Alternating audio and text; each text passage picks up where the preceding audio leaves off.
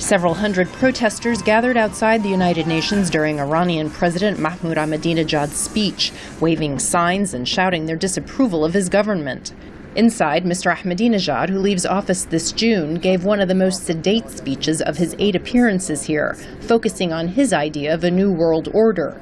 In only one reference to his country's nuclear problems with the international community did he allude to Israel's threats to bomb Iranian nuclear installations. He is heard here through an interpreter. Continued threat by the uncivilized Zionists to resort to military action against our great nation is a clear example of this bitter reality. The United States said it did not send a representative to hear Mr. Ahmadinejad's speech because of his repulsive slurs against Israel and because of Wednesday's being the Jewish holy day of Yom Kippur. Other delegations were represented at low levels.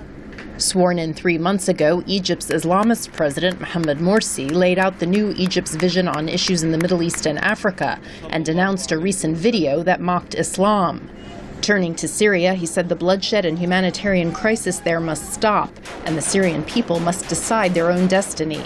He's heard here through an interpreter.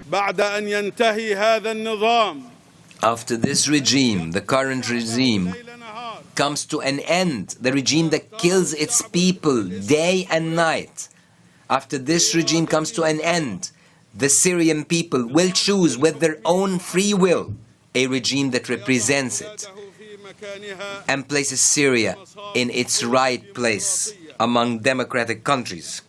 British Prime Minister David Cameron urged the UN Security Council to act on Syria and criticized Iran for colluding with the Assad regime in what he called an attempt to drag the region into a wider war. The only way out of Syria's nightmare is to move forward towards political transition and not to give up the cause of freedom.